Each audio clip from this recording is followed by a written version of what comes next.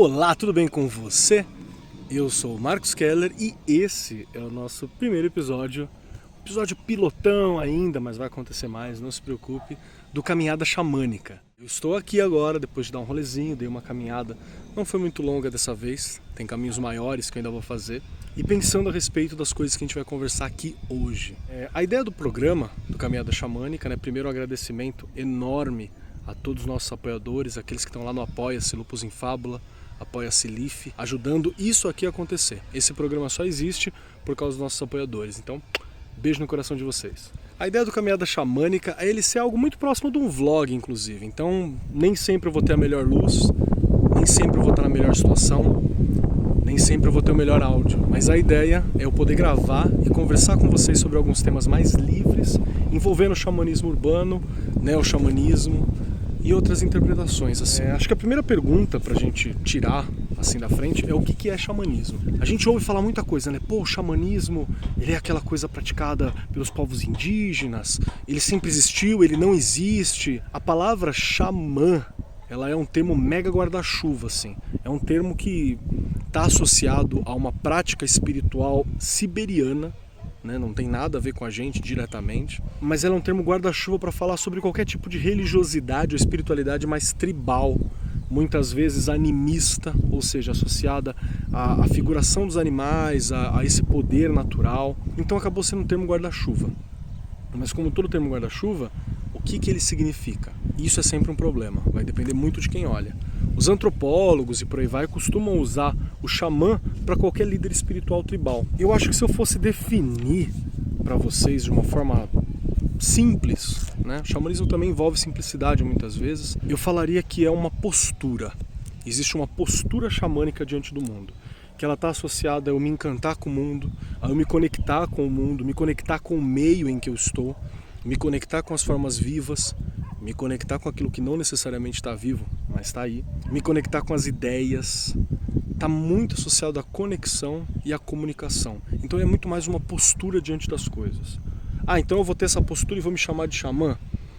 Calma lá. Outra questão que eu acho que é importante a gente falar é por que eu estou conversando de xamanismo hoje? Logo eu, né? Não tenho estereótipo específico para algumas coisas, sou brasileiro, não pertenço a nenhum povo de pura tradição, ou de coisa nesse sentido, não sou aldeado, eu não sou aldeado, né? Tem essas questões todas. Então por que a gente está discutindo isso hoje? O ser humano ele se separou muito do ambiente natural, do ambiente que estava dado. Desse ambiente aqui, ele já não é mais natural. Essa grama está assim por um motivo, essa terra aqui muito provavelmente tem um dono. Então tem várias características neste local que a gente não mais se conecta. Pode ter sujeiras colocadas aqui que não deveriam estar aqui, que não são naturais. Então tudo isso está presente. Nós nos desconectamos do ambiente natural para a gente se conectar a um outro tipo de ambiente. Normalmente ambientes artificiais, luzes elétricas, asfalto, cidade e por aí vai. E mesmo nas cidades, a gente não está conectado com elas também. Você aí, que mora em alguma grande cidade e está vendo a gente, você conhece as pessoas da sua rua? Você conhece as árvores da sua rua? Você sabe que tipo de animal tem na tua região? Você sabe de que material é feito o seu prédio? A gente não sabe. Nós não nos conectamos com as coisas, nós existimos no mundo sem querer pertencer a ele. Por isso que o xamanismo hoje eu acho que ele é uma coisa que urge, por causa da nossa desconexão com o meio que a gente tem, nossa desconexão com essa realidade e, consequentemente, nossa desconexão conosco. Existe uma questão de distração e de um não eu. Então por que eu me distraio? Eu me distraio porque olhar para dentro é difícil. Eu me distraio porque olhar para dentro dói. Eu me distraio porque eu não quero olhar para dentro. Eu me distraio porque eu não quero conversar com o outro, eu não quero me conectar com o outro, eu não quero me conectar com o meio. Porque é tudo tão cheio, é tudo tão difícil. E essa é a postura que a gente tem hoje em dia, que não é uma postura xamânica. Então, para mim ter uma postura xamânica, eu preciso estar ligado a uma aldeia, a um povo.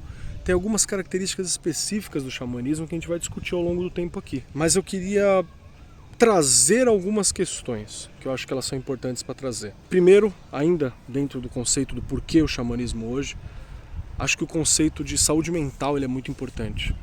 O xamã, normalmente, ele também executa um papel de cura. A gente vai ver que não é só cura, Tem xamãs que guerreiam, tem xamãs que viajam, tem xamãs que curam, tem xamã de tudo quanto é jeito, tem xamãs que lideram, né? Tem todas essas posturas xamânicas possíveis. Eu acho que um bom xamã deveria desenvolver várias delas. Mas a questão da saúde ela é muito importante. O xamã ele tinha exercícios e questões que eram feitas que associavam a saúde pessoal e a saúde do grupo. Então às vezes eu me conectava, às vezes eu me desconectava, às vezes eu conversava com um grupo, me conectava com uma pessoa, me desconectava de um meio, me preparava para algo, conversava com alguma criatura, com alguma entidade, com algum espírito, com algum local da floresta. Para quê? Para curar, para saber qual era o problema que eu tinha, para saber qual que é o problema que aquela floresta, aquela mata, aquela realidade tinha e tratar aquilo. O xamã ele cura a pessoa, ele cura o meio, ele cura os bichos, ele curava o local, para manter o local funcionando.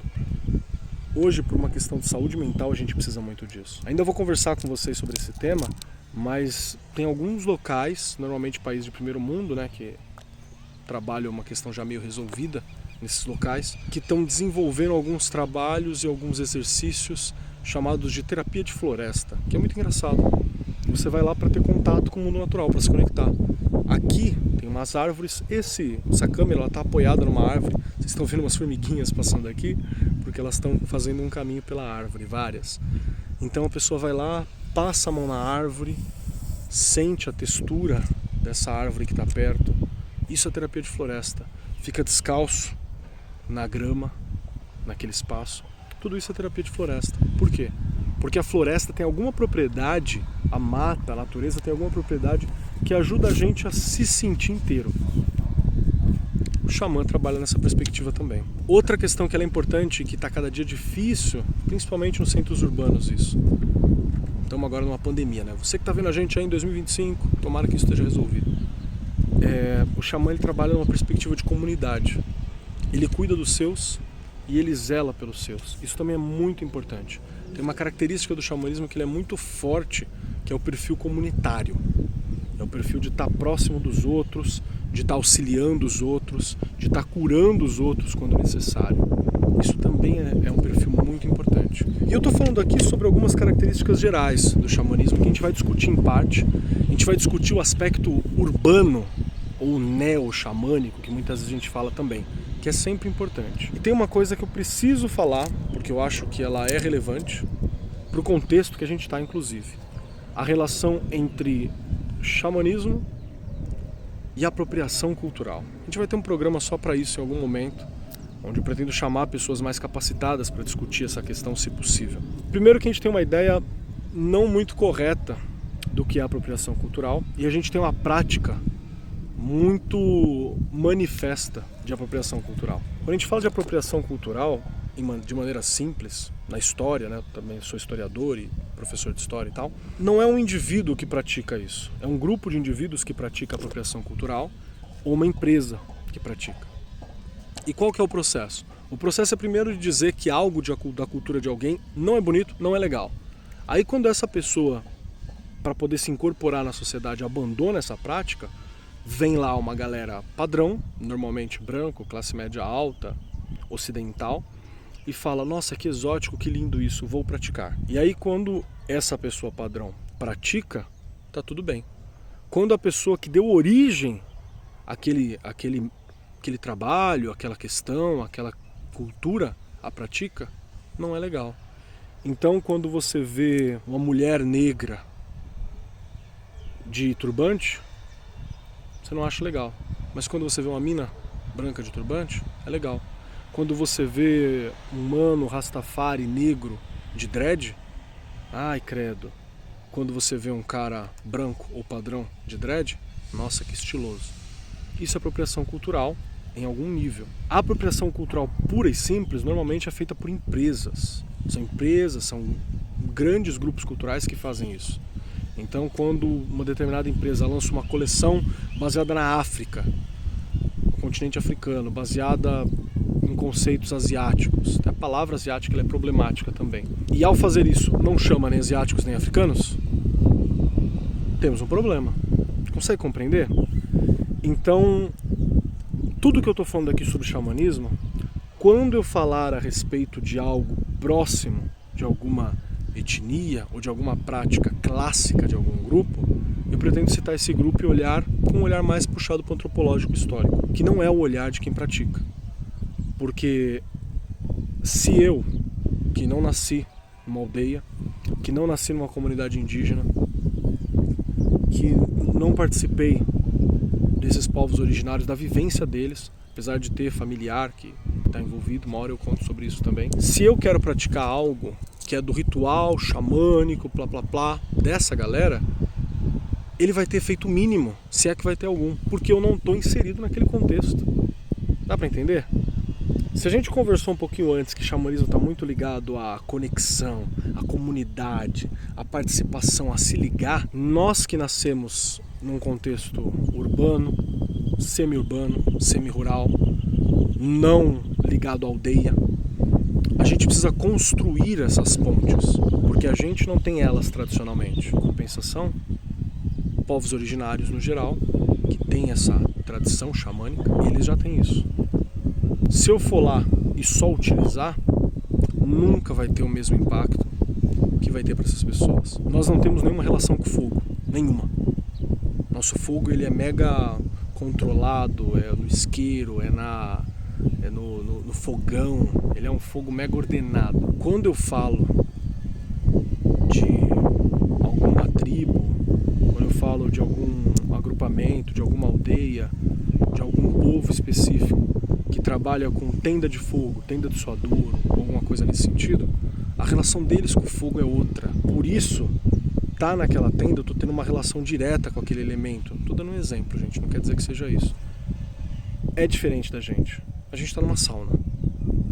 E eles estão tendo uma relação direta com aquilo. Então é importante ter essa diferença. Acho que pretendo aprofundar mais essa discussão em algum momento. Essa é só uma apresentação. Mas ela é importante. E aí eu chego no objetivo desse bate-papo. É a gente encontrar e construir uma expressão de inspirações xamânicas que condizam com a nossa realidade. Sem pegar a prática de ninguém, respeitando as práticas dos outros, interpretando a nossa realidade para essa conexão. Nós precisamos de uma cultura xamânica que venha de nós e que responda ao nosso ambiente. E não pegar nada dos outros. Esse foi o nosso bate-papo de hoje. Espero vocês na próxima vez. Pretendo arrumar algumas coisas, não sei direito como é que vai ficar essa edição. A proposta do Caminhada Xamânica é ser muito vlog mesmo, uma conversa. Então se vocês tiverem dúvidas, questões, tem os nossos contatos aqui, tem as minhas redes sociais, tem as redes sociais do Lupus em Fábula. Entre em contato, que tema você gostaria de ver, o que você concorda, o que você discorda, por quê. Pode conversar. Isso aqui tende a ser um canal de diálogo também, um canal de troca. Afinal, a distância também é uma forma de comunidade hoje em dia. Até a próxima.